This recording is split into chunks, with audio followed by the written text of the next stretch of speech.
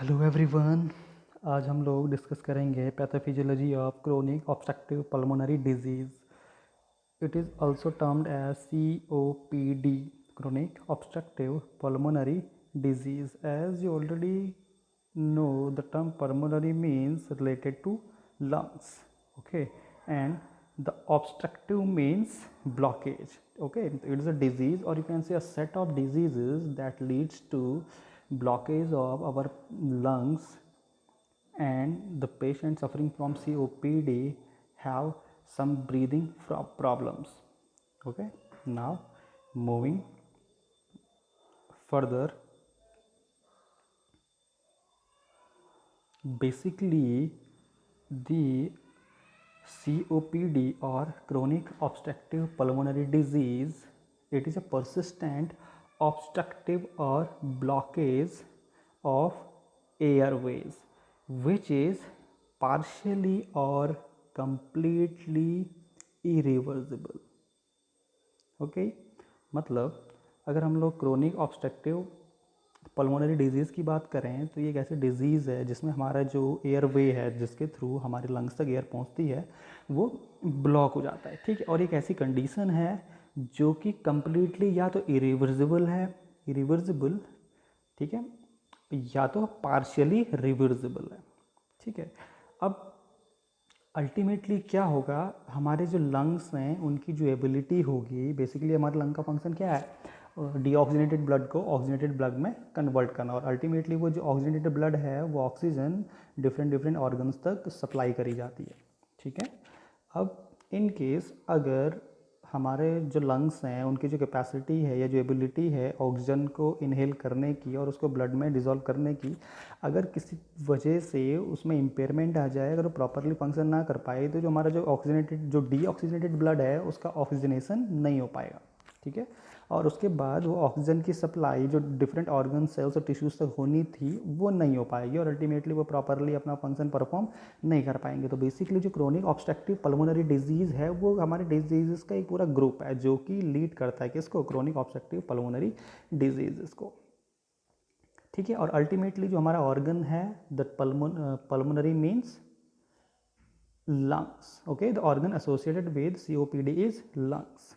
अब अगर और डिटेल में हम लोग क्रोनिक ऑब्स्ट्रक्टिव पल्मोनरी डिजीज़ को समझें तो क्रोनिक मीन्स लॉन्ग और परमानेंट, ठीक है, continual, that remains persistent, that remains for longer duration.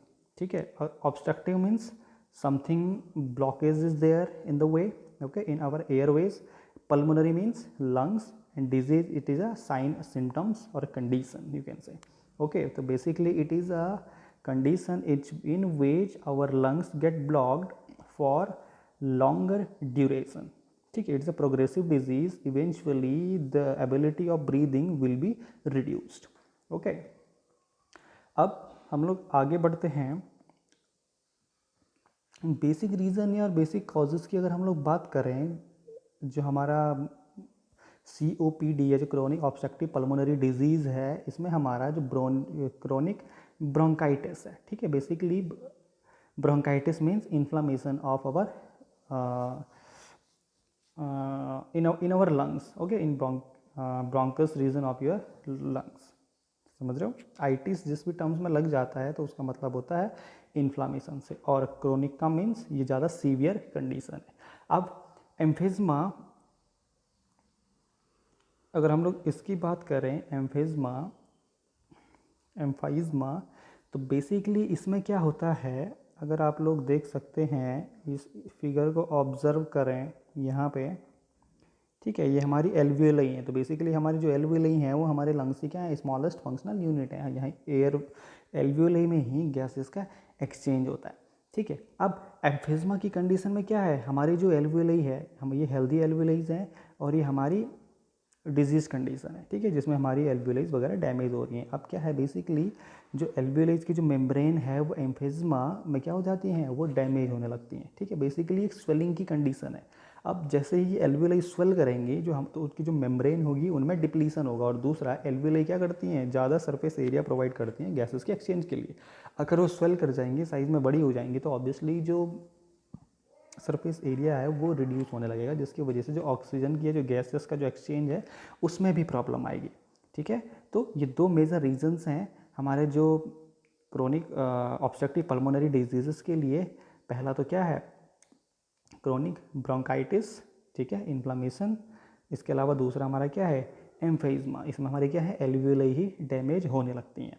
ठीक है, इसके अलावा कुछ और माइनर रीजंस भी हो सकते हैं, जैसे inflammation of small Airways, spasm of smooth muscles, ठीक है, स्वेलिंग वगैरह हो गई। ठीक है, ये कंडीशन क्या कर सकती हैं, साथ साथ इन दोनों क्रोनिक ब्रोंकाइटिस और एम्फाइजमा के साथ मिलके इस कंडीशन को और ज़्यादा वर्स बना सकती हैं। ठीक है, अब हम लोग अगर इसके स्पेसिफिक एटियोलॉजी की बात करें, बेसिक कॉजेज़, बेसिक रीजंस कौन कौन से हो सकते हैं हमारे इन्वायरमेंट में, और पेशेंट किस किन चीज़ों की वजह से क्रोनिक ऑब्स्ट्रक्टिव पल्मोनरी डिजीज़ से सफ़र कर सकता है, तो उसमें सबसे मेजर रीज़न है हमारा स्मोकिंग। ठीक है, ऑलमोस्ट एकदम से नहीं, बेसिकली ये एक प्रोग्रेसिव कंडीशन है, इनिशियल स्टेट एक्यूट रहेगी। ठीक है, तो टाइम के साथ साथ जैसे जैसे डैमेज बढ़ता चला जाएगा तो ये क्रोनिक की तरफ बढ़ने लगेगा। ठीक है, और ज़्यादा सीवियर कंडीशन हो जाएगी और पेशेंट के बॉडी फंक्शन पे इफेक्ट आने लगेगा। ठीक है, कंपनसेटरी जो मैकेनिज्म है वो प्रॉपरली फंक्शन नहीं कर पाएगा, जिसकी वजह से ज़्यादा प्रॉब्लम्स आने लगेंगी। तो स्मोकिंग एक बहुत बड़ा रीज़न है क्रोनिक ऑब्स्ट्रक्टिव पल्मोनरी डिजीज़ के लिए। इसके अलावा एयर पोल्यूशन हो गया, डस्ट वगैरह एरिया में, अगर आप जहाँ पे कहीं पे डस्ट है, जैसे कोल्ड डस्ट वगैरह है, वहाँ पे अगर पेशेंट वगैरह काम कर रहे हैं, वहाँ एरिया वो ज़्यादा प्रॉन है क्रोनिक ऑब्स्ट्रक्टिव पल्मोनरी डिजीज़ के लिए। ठीक है, इसके अलावा कुछ इन्फेक्शंस भी हैं, bacterial infections you can say. ठीक है, और इन्फ्लामेशन हमको पता ही है। इसके अलावा दो इंपॉर्टेंट हमारे एंजाइम्स होते हैं, प्रोटीएज एंड एंटी प्रोटीएज। ठीक है, इनमें किसी भी तरीके का इम्बैलेंस अगर डेवलप हो जाए, प्रोटीएज ज़्यादा एंटी प्रोटीएज कम प्रोड्यूस हो, तो उस कंडीशन में भी हमारा क्या है, क्रोनिक ऑब्स्ट्रक्टिव पल्मोनरी डिजीज़ होने के चांसेस बढ़ जाते हैं। ठीक है, अब हम लोग बात करते हैं इसके साइंस और सिम्टम्स की, कैसे हम लोग पेशेंट में ये रिकॉग्नाइज करें कि ये सफरिंग फ्रॉम और ही और she suffering from chronic obstructive pulmonary disease और COPD। तो इसमें ब्रीदिंग में प्रॉब्लम होगी, ऑब्वियसली अगर हमारे लंग्स में अफेक्ट हो रहा है तो हमको ब्रीदिंग में प्रॉब्लम होगी, तो उससे रिलेटेड ही सिम्टम्स इसमें हम लोग ज़्यादा ऑब्जर्व करेंगे। ठीक है, तो जिसमें हमारे क्या है, चेस्ट टाइटनेस हो गया। ठीक है, जब प्रॉपरली एयर नहीं पास हो पाएगी तो हमको टाइटनेस सी उसमें फील होगी। इसके अलावा कफिंग हो गया और स्प्यूटम हम लोग ऑब्जर्व करेंगे। ठीक है, इसके अलावा क्रोनिक डिस्पनिया, इसमें क्या है, बेसिकली जो ब्रीदिंग में सॉल्टनेस आने लगती है। समझ रहे हो, इसको आपको समझना है, ध्यान में रखना है। इसके अलावा वीजिंग की कंडीशन भी हो सकती है। वीजिंग हम लोग किसको बोलते हैं, जैसे हम लोग अगर ब्रीदिंग कर रहे हैं तो उसमें एक तरीके की विस्लिंग की साउंड आना। ठीक है, during our breathing, that condition is called as wheezing. इसके अलावा पेशेंट का वेट रिड्यूस भी हो जाता है क्रोनिक ऑब्स्ट्रक्टिव पल्मोनरी डिजीज़ में। और एक और कंडीशन है यहाँ पे साइनोसिस। ठीक है, तो बेसिकली जो साइनोसिस है वो क्या है, एक तरीके का पिगमेंटेशन है, एक ब्लूइश कलर जो है वो डेवलप होने लगता है म्यूकस मेम्ब्रेन और उस पेशेंट की स्किन में। ठीक है, तो ये आप लोगों को ध्यान में रखना है कुछ इसके साइन एंड सिम्टम्स।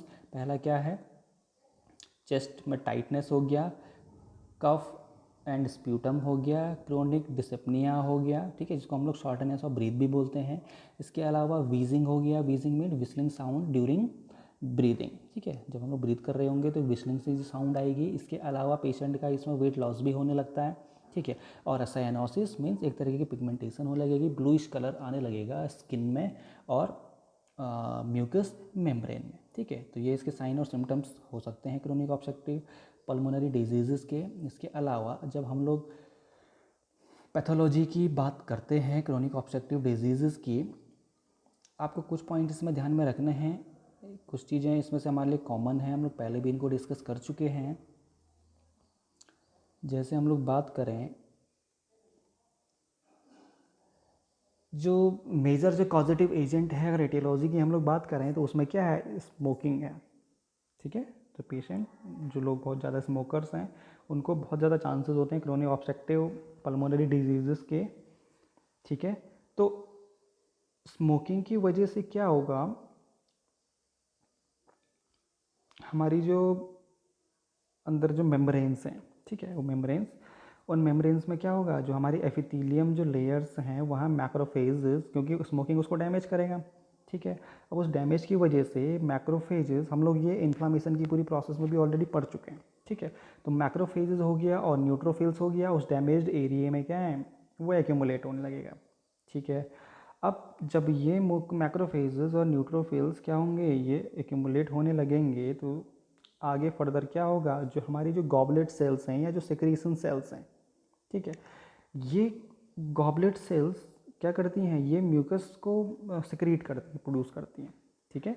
तो ये क्या करती हैं, अल्टीमेटली इनका प्रोलिफरेशन इस प्रोसेस की वजह से शुरू हो जाता है, ठीक है। अब जब इनका प्रोलिफरेशन होगा, इसके रिस्पॉन्स में अगर उनको कोई ऐसा हजार्डस कोई केमिकल या ऐसा कुछ ऑब्जर्व कर रहे हैं हमारा इम्यून सिस्टम, तो एकदम से गॉबलेट सेल्स वगैरह क्या करती हैं, अपने सिक्रीशंस बढ़ा लेती हैं, ठीक है, जिसकी वजह से म्यूकस बढ़ जाता है। जो गॉबलेट सेल्स का प्रोलिफरेशन बेसिकली क्या है, एक्सेसिव सेल डिवीजन है। तो जब वो सेल्स नंबर्स में बढ़ेंगे तो जो उनका फंक्शन है म्यूकस को प्रोड्यूस करने का, वो म्यूकस ज़्यादा अमाउंट में प्रोड्यूस होने लगेगा, ठीक है।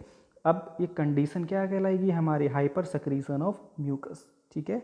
अब जब हाइपर सेक्रीशन ऑफ म्यूकस ज़्यादा अमाउंट में बढ़ने लगेगा, उसकी वजह से क्या होंगे, हमारे जो एल्वियोलाई हैं, ठीक है, वो एल्वियोलाई में एक तरीके का डायलेशन या इनलार्जमेंट होगा, ठीक है, वो साइज़ में बढ़ने लगेंगी।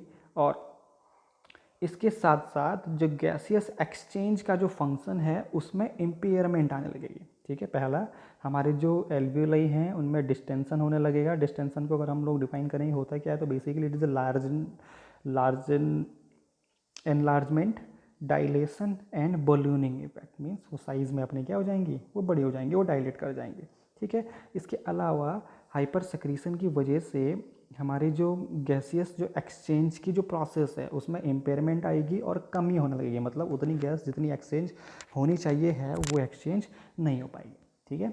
अब धीरे धीरे जो इन्फेक्टेड जो एरिया है वहाँ क्या है, पस वगैरह और म्यूकस एक्यूमुलेट होने लगेगा, ठीक है। इन्फेक्टेड म्यूकस एंड पस वहाँ पे ज़्यादा एक्यूमुलेट होने लगेगा, जिसकी वजह से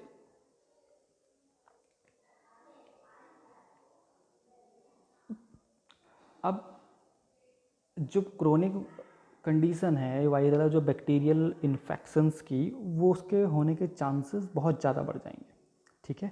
अब जैसे ये इन्फेक्शन बढ़ेगा, बैक्टीरियल इन्फेक्शन बोलो या वायरल इन्फेक्शन बोलो, जैसे वो इन्फेक्शन बढ़ेगा, ठीक है, तो उसकी वजह से इन्फ्लामेशन की जो प्रोसेस है वो और ज़्यादा बढ़ने लगेगी और वहाँ पे फ्लूइड्स वगैरह ज़्यादा एक्यूमुलेट होने लगेंगे, ठीक है। जो हमारा एयरवे है पूरा का पूरा, जैसे हम लोग ब्रीदिंग करते हैं ना, तो जिस पैसेज के थ्रू हमारी जो एयर है, ठीक है, जो हम लोगों ने इनहेल करी है वो एल्वियोलाई तक पहुंचती है और एल्वियोलाई के बाद वहाँ पे गैसियस एक्सचेंज होता है और अल्टीमेटली ऑक्सीजन हमारी ब्लड सप्लाई तक पहुंचती है, ठीक है, वहाँ पे हमारा ब्लड ऑक्सीजनेटेड ब्लड में कन्वर्ट हो जाता है, ठीक है। तो धीरे धीरे जब वो जो एरिया है पूरा का पूरा जो एयरवे है जो पैसेज है उसमें इन्फ्लामेशन और एडिमा होने लगेगा, तो एडिमा में क्या है, हमारा बहुत ज़्यादा फ्लूइड वगैरह एक्यूमुलेट होने लगता है, ठीक है। अब जब फ्लूइड एक्यूमुलेट होगा तो अल्टीमेटली जो पैसेज है, जो नैरो पैसेजेस होंगे वो क्या होंगे, वो ब्लॉक, वो नैरो होने लगेंगे और ज़्यादा, और अल्टीमेटली वो ब्लॉक हो जाएंगे, जिसकी वजह से जो एयर का पैसेज है वो ब्लॉक हो जाएगा, ठीक है। और जैसे जैसे कंडीशन सीवियर होती चलेगी ये ब्लॉकेज बढ़ता चला जाएगा, ठीक है। और अल्टीमेटली ऐसी भी कंडीशन हो सकती है, जैसे हम लोग आजकल कोरोना में भी बात कर रहे हैं, जो एयरवे का जो पैसेज है वहाँ पर इन्फ्लामेशन की वजह से क्या है, वो ब्लॉक हो जा रहा है, ठीक है। तो अब जैसे जैसे ये इन्फ्लामेशन एडिमा बढ़ेगा वैसे वैसे फिर हमारा जो एयरवे है उसमें ऑब्स्ट्रक्शन बढ़ने लगेगा, या ऑब्स्ट्रक्शन बोलें या ब्लॉकेज हम लोग बोलें, ठीक है, वो बढ़ने लगेगा और अल्टीमेटली जो वो कंडीशन है वो कलेक्टिवली उसको फिर हम लोग क्या बोलेंगे, क्रोनिक ऑब्स्ट्रक्टिव पल्मोनरी डिजीज़, ठीक है।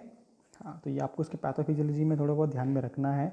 अब हम लोग आगे चलते हैं इसके डायग्नोसिस पे कि कौन कौन से ऐसे मेथड्स हो सकते हैं जिससे हम लोग पेशेंट में डायग्नोस कर पाएँ, कैसे आइडेंटिफाई कर पाएँ कि this patient is suffering from chronic obstructive pulmonary disease और COPD। तो बेसिकली फिजिकल एग्जामिनेशन हम लोग सबसे पहले कर सकते हैं कि कोई विजिंग या विस्लिंग साउंड उसमें आ रही है पेशेंट में ब्रीदिंग के ड्यूरेशन में, तो मे बी वो हो सकता है कि patient chronic obstructive pulmonary disease से सफ़र कर रहा हो। इसके अलावा चेस्ट का एक्सरे हम लोग ऑब्जर्व कर सकते हैं, ठीक है, हेल्दी के साथ में जो पेशेंट है जो सफ़र कर रहा है उसका एक्सरे हम लोग चेक करके कंपेयर कर सकते हैं, ठीक है। इसके अलावा पल्मोनरी फंक्शन टेस्ट हम लोग परफॉर्म कर सकते हैं, जो पहले हमारी लंग्स जिस तरीके से प्रॉपर फंक्शन कर रही थी उसका कंपैरिजन हेल्दी लंग्स के साथ में। इसके अलावा प्रॉपर एक्सरसाइज, अगर पेशेंट प्रॉपर एक्सरसाइज नहीं कर पा रहा है, ठीक है, अपनी फिजिकल एबिलिटी के हिसाब से, या फिजिकल एबिलिटी के अकॉर्डिंग या जितनी उसकी एज है तो मे बी वो एक साइन हो सकता है इसका क्रोनिक ऑब्स्ट्रक्टिव पल्मोनरी डिजीज़ का। और इसके अलावा सर्टेन ब्लड एग्जामिनेशंस भी हम लोग कर सकते हैं जिसकी वजह से ये कंफर्म हम लोग कर सकते हैं कि this patient is suffering from chronic obstructive pulmonary disease. ठीक है, अब हम लोग इसके मैनेजमेंट, प्रिवेंशन या ट्रीटमेंट की बात करते हैं तो obviously prevention is always better than cure. सबसे पहले तो स्मोकिंग जो भी कर रहे हैं, जो भी लोग हैं, तो अगर वो उसकी जो फ्रिक्वेंसी है उसको रिड्यूस कर दें तो उनको ये COPD होने के चांसेस बहुत ही ज़्यादा कम हो जाएंगे। तो बेसिकली ये कोई एक दिन की प्रोसेस नहीं है, it takes time, a very longer duration from you can say 15 to 20 years to develop chronic obstructive pulmonary disease from smoking।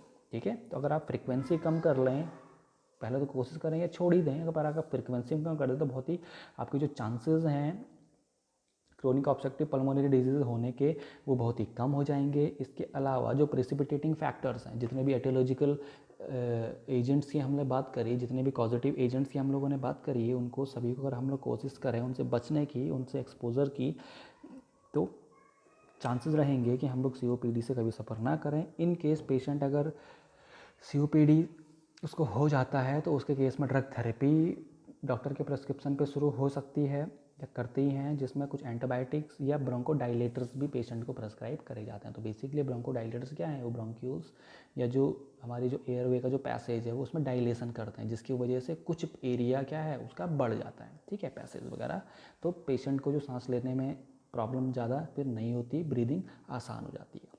ठीक है, तो this was all about chronic obstructive pulmonary disease.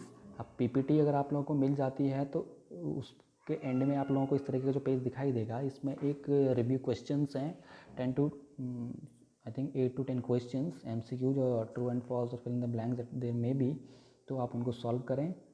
Okay, और अपने आप को evaluate करें तो how much you are getting from this PPT और this video. This is Rohit Kumar Trivedi, Assistant Professor, Pharmaceutics, College of Pharmacy, Shivali Campus, Dehradun. You can communicate with me from any contact details, either phone number or our email. You can also join our WhatsApp group. You can also connect with me using Facebook and YouTube. Okay, you will find the link in the description. Happy learning. Bye bye.